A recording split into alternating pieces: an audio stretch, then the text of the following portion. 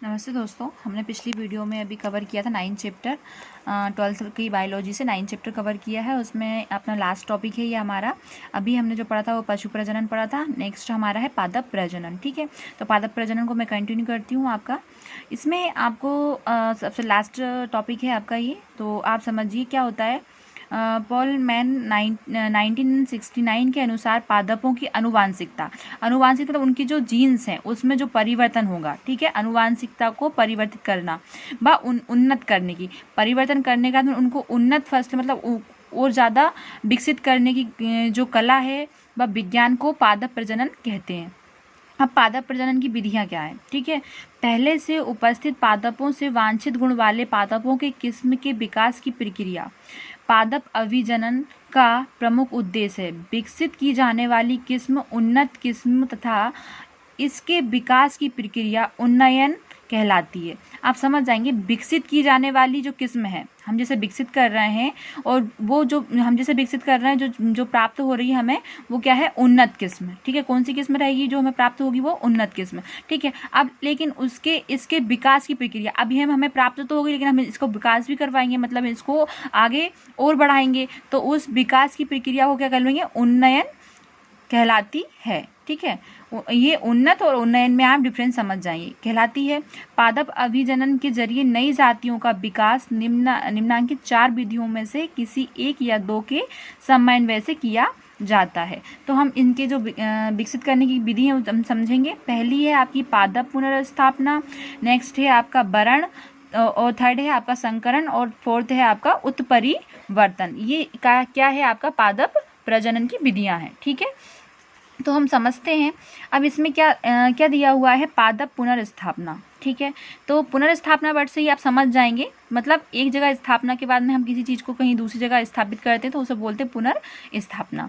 ठीक है, तो प्लांट इंट्रोडक्शन। ठीक है, अब देखिए, ये प्रक्रिया किसी पौधे को उसके प्राकृतिक स्थल जहाँ पर वह बहुतायत से उगता है, यानी कि कोई ऐसा वृक्ष या ऐसा प्लांट है जो बिल्कुल बर्फीले क्षेत्र में उग रहा है, ठीक है, मतलब वो उसकी प्रकृति है, वो वहाँ पे उगता ही है, लेकिन वहाँ से हम उसको निकाल कर ऐसे स्थान पर लाएंगे।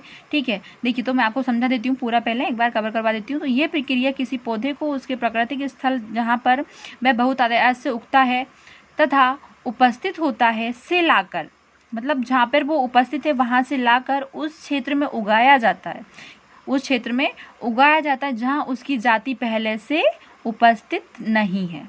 कहाँ उगा रहा है, लाकर वहाँ से, ऐसे क्षेत्र से ला रहे हैं जहाँ पर वो पहले से उगता है, उसकी जाति वहाँ पर होती है, उपस्थित पाई जाती है, वहाँ से लाकर कहाँ उगाया जा रहा है, ऐसी जगह पर उगाया जा रहा है जहाँ पर उसकी जो जाति है वो वहाँ पे पहले से कभी भी, मतलब प्लांट तो है, ठीक है, लेकिन उसकी जो जाति वहाँ उपस्थित पहले नहीं थी।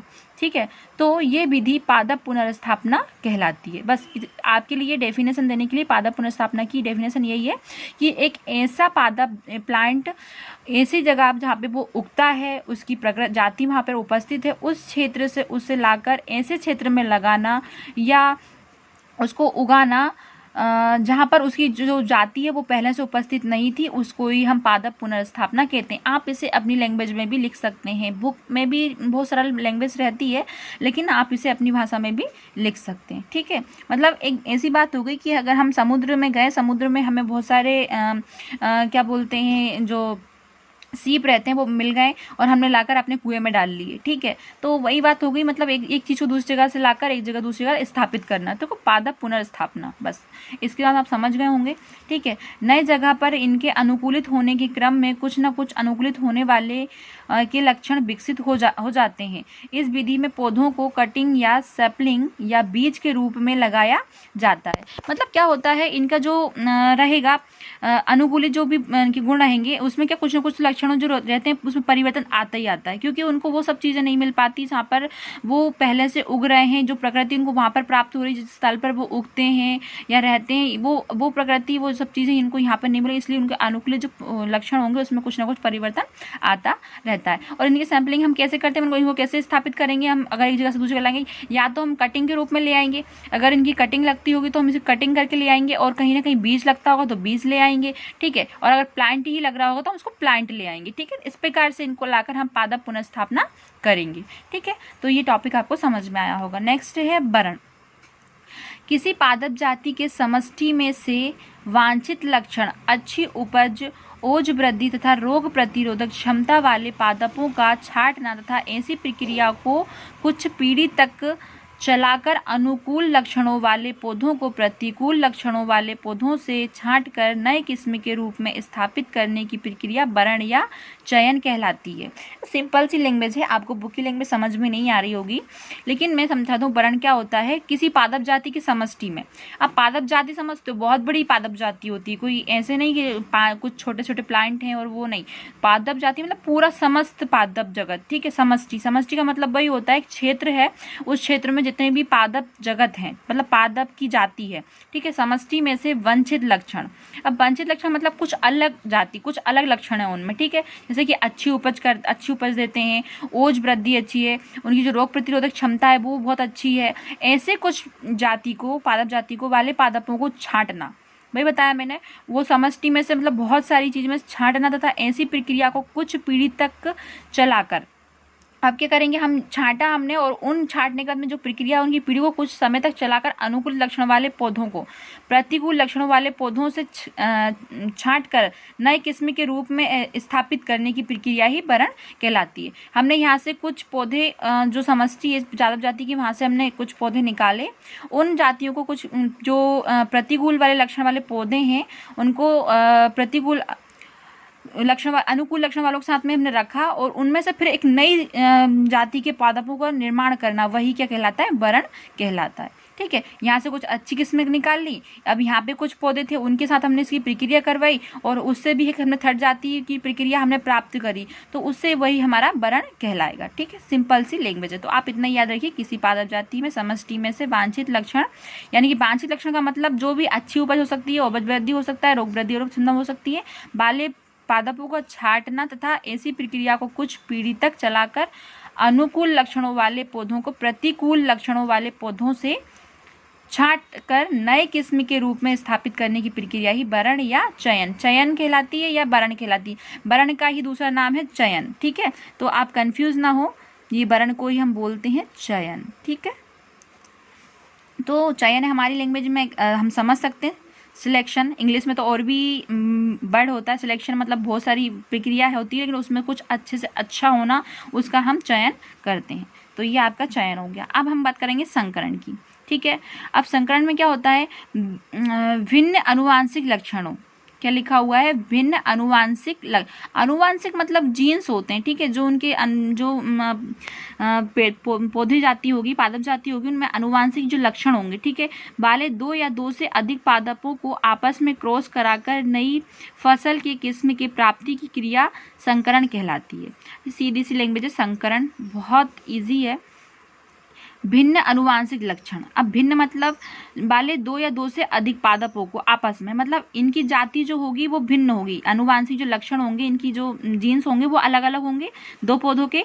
एक जो पौधा होगा, समझ लीजिए फॉर एग्जांपल के लिए मैं आपको उदाहरण दूं कि हमने जो मटर का दाना आप लोगों ने सुना ही होगा, मटर का जो बोना पौधा होता है और एक आपका बड़ा पौधा होता है। ठीक है, तो टी वाला पौधा होता है, ठीक है, ये टी और ये स्मॉल टी। अब इन दोनों के साथ हम जो क्रॉसिंग करवाएंगे, ठीक है, इन दोनों के साथ जो क्रॉसिंग करवाएंगे, और उससे क्या होगा, हमें दो या दो से अधिक पादपों को आपस में क्रॉस कराकर नई फसल की किस्म की प्राप्ति की क्रिया संकरण कहलाती है।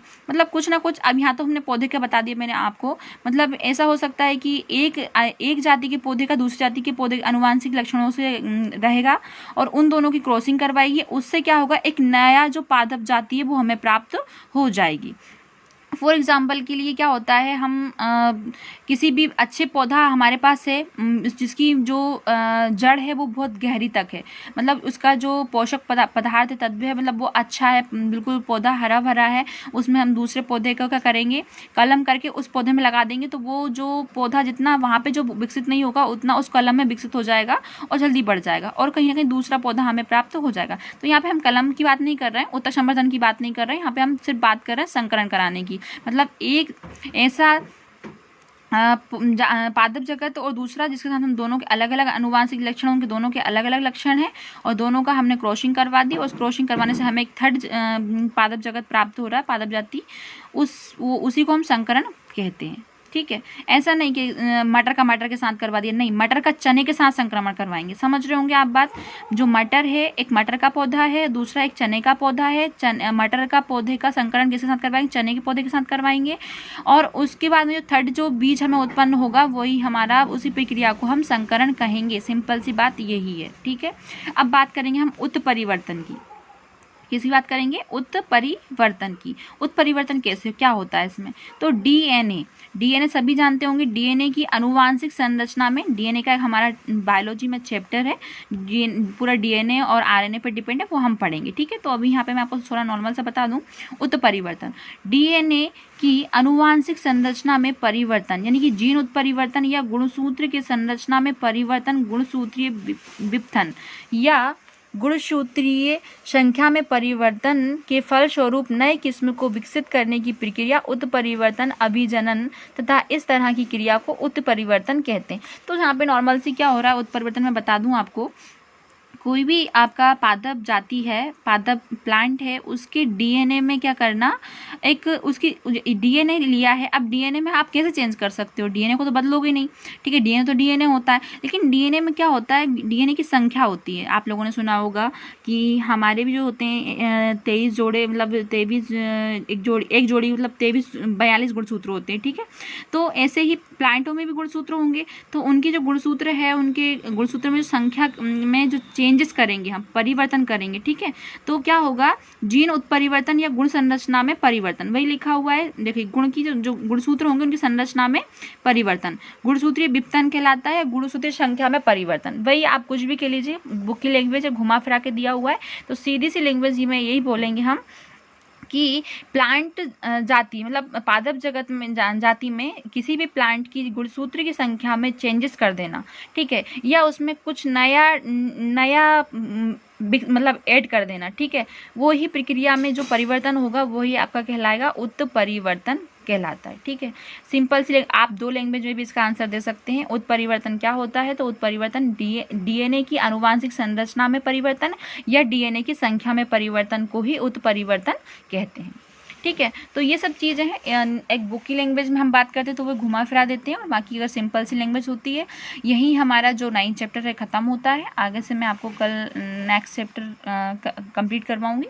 तो ये था हमारा, इसमें हमने बहुत सारी चीज़ें पढ़ी है। 9 चैप्टर बहुत लेंथी था हमारा, इसलिए बहुत 4-5 मतलब कि मैंने 5-6 टॉपिक्स करवाने के बाद में ख़त्म हुआ है। तो आई होप आप ये पूरी वीडियो देख लें। इसकी 5-6 वीडियो मैंने डाली हैं हर टॉपिक्स की अलग अलग बनाकर, तो आपको 9 चैप्टर पूरा कंप्लीट हो जाएगा। धन्यवाद दोस्तों।